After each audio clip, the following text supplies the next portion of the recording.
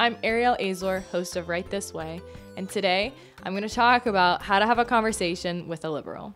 So I put on my Instagram story about a week ago just some suggestions, asking for suggestions from followers, viewers, all that. If you don't follow me on Instagram, definitely do that now if you have an Instagram and you can follow, because you'll see a lot more of my information about upcoming videos and you'll be able to give me more input and things like that. I asked for suggestions and people gave them to me, so I've got a long list now. Hopefully that'll keep me busy for the next couple of weeks.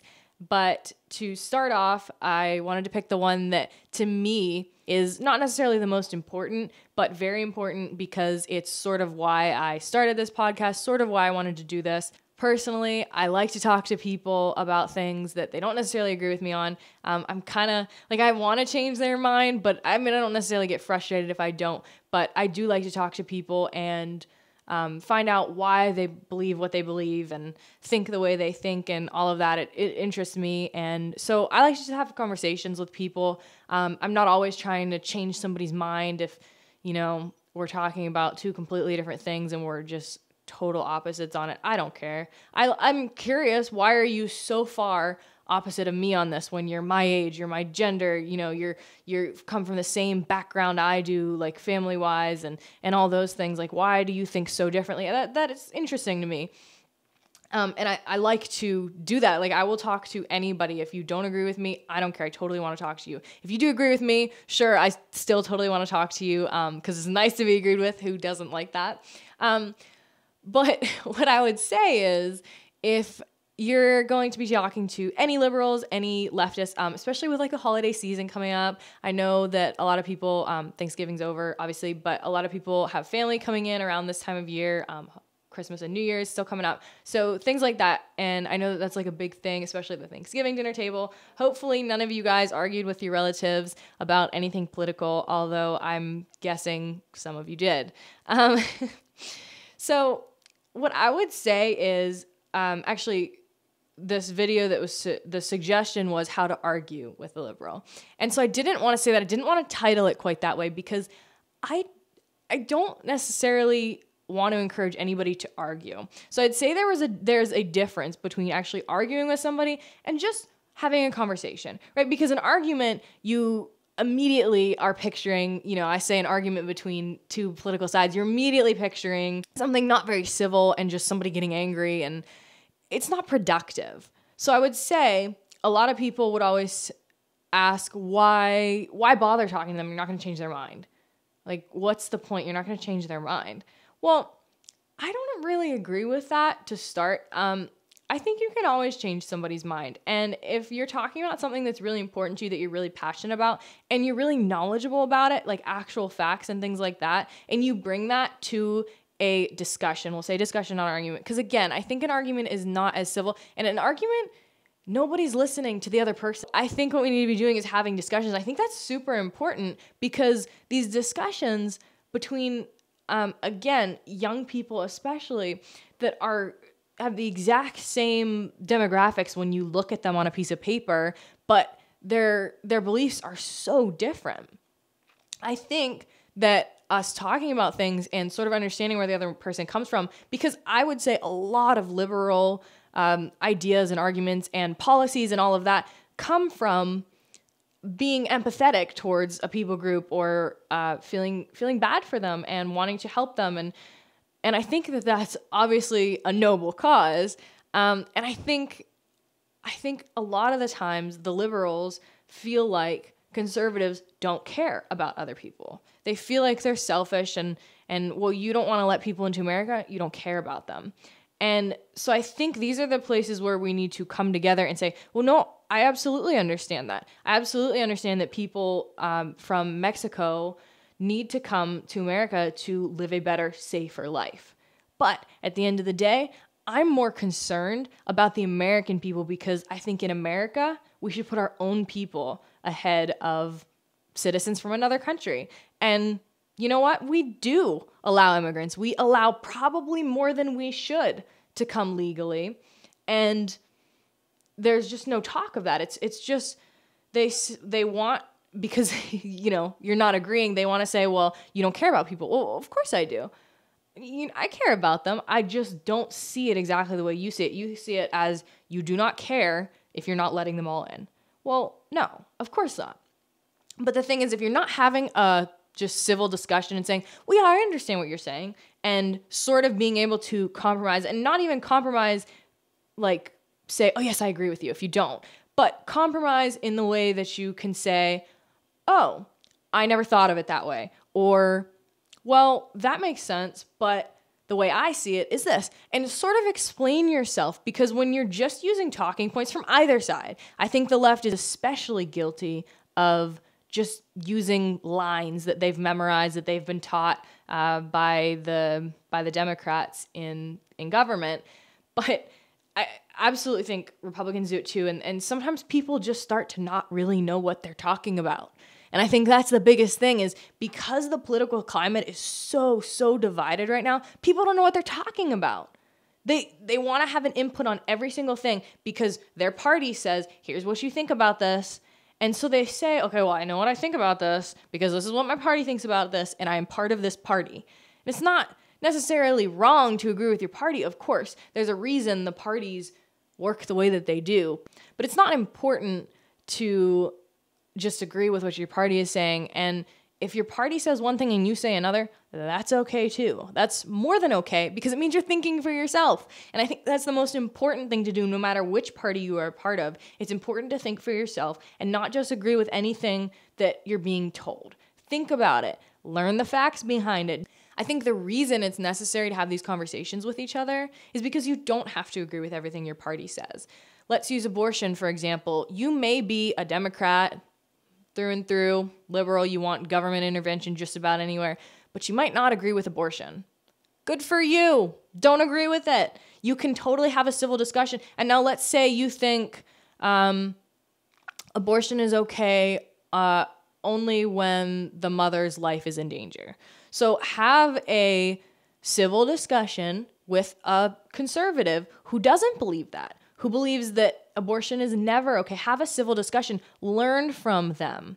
And they, in turn, can learn from you because learning about the other side is the best way to form an argument against it. Learning what they think and why they think that, well, that's how you can combat all of their arguments. The best kind of argument is the kind of argument that you can predict before they even say it. You have a response. I think doing this is good for everybody because even if you have a conversation with someone and they don't agree with a word you said or they don't listen to a word you said, you may have listened to them. Hopefully you did listen to them and hopefully you learned something from them. And maybe, just maybe, what they said, something sticks with you and you walk away and you think about it. And then you think about it some more. And eventually you say, well, you know what? I'm not sure I agree with what my party says about this. And there's nothing wrong with that. I think that that's really good because, again, being Democrat and being a Republican used to mean something slightly different. And I say slightly only because I think the party lines have really shifted, but I also still think that there are true Democrats out there, and I think that there are true Republicans versus conservatives as well. I could get into a whole nother episode about that, so I won't dive too deep into that. But what I mean is that I think with the shift we've seen, I think it's really been from the left, and I think it's been really far, but I think it's just young people and some baby boomers thrown in there, which is funny that we're having this like joke about, okay, boomers, that sort of thing. But I actually think that the millennials and the boomers are kind of on the same side here, no matter how it seems in the memes, because they're the ones that are really, really far. I think the best way to have a conversation with somebody who doesn't agree with you about a topic is to know your facts and really, really be knowledgeable about the topic, and then also to know why they believe what they believe. Because if you do that, you're able to predict what they're going to say, sort of, in a way, but have a response to what they say. The worst thing is if you're debating against somebody about something and you don't know your facts and you just like throw stuff out there, it doesn't make sense and it's not credible. Nobody's going to listen to you. But like when you actually like start saying facts and statistics and you know that stuff, people do seem to pause. And now it's not always true. That's what's frustrating is we see these Democratic candidates debating, especially right now. And they say things that aren't even true, and they act like they're just like the truest fact you'll ever hear, and you can't possibly argue with it, but it's just not true at all. So I would also caution you to be careful about facts and not to just believe whatever fact somebody's throwing at you. But if you're the person doing the arguing in favor of something or against something, whatever it is, you should definitely know facts about it. Go look up credible facts. Try to learn them. That's like the hardest thing for me is I hear something, I'm like, oh my gosh, that's so interesting. I have to remember that. And then I just totally forget it. And like, I can't even remember where I saw it to go look it up. So I know that's a kind of a struggle, but really, really just being knowledgeable. It's not just facts. It's like actually knowing the topic inside and out is really what you have to do. So I would encourage you to stick with something that you're really passionate about. Don't try to just be like, oh my gosh, like I know everything about politics and like I'm so interested. Don't do that. It's really, you don't have to act more interested than you are. If you are interested, that's awesome. I think more young people do need to be interested. Hopefully that's what we're doing here. Even if you don't like politics, hopefully you're getting your just little bit, because we're talking less about current events and more about how to be a young conservative in this political environment, especially as a lot of people my age, a little bit older than me and younger, are going to be voting in this election in 2020, the first one. I'm super excited. I hope everybody else is excited. And I hope that as we continue these episodes, we will continue to dive further into these topics to learn more and to be able to have conversations and to be able to do things that we wouldn't normally do. So I would encourage you again, don't be dissuaded from having a conversation with somebody because somebody around you is like, oh my gosh, you're talking about politics again? Like, who cares? I'm going to talk about whatever I want to talk about. If you don't want to listen, turn around. Like, I'm not talking to you. So if somebody is willing to have a conversation with you and somebody wants to hear why you think what you think, or even if they just want to argue with you, have the conversation. But be the civil one. Be the one that is able to really listen, to make eye contact with that person you're talking to say, oh my gosh, yeah, you know what? I never thought of it that way. But here's how I do think of it. And explain it to them. And even if you're not great at expressing your feelings or things like that, I know that's not for everybody. You don't have to debate everything. You don't have to defend everything you believe. You should, but if you can't, don't get into the conversation in the first place. That's what I'm saying is if you really don't know what you're talking about, don't talk about something, because then nobody is going to think you're a credible source for anything. And nobody's going to be interested in talking to you about those things because they just think you don't know what you're talking about. So be careful, but don't be discouraged by the political environment. Don't be discouraged if you are the only conservative kid or the only liberal kid.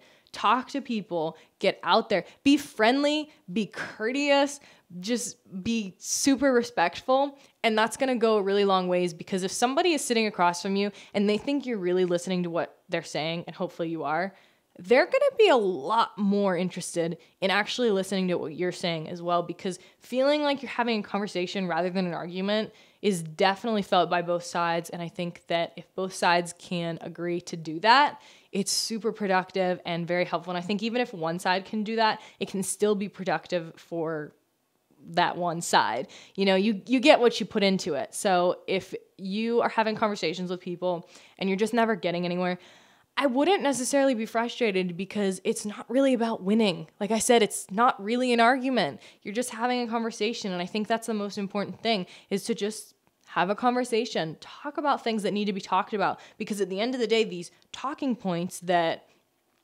candidates on both sides are giving people and things like that, they're just talking points. Let's talk about abortion one more time. My body, my choice. It's just a talking point, but it's a liberal response to everything.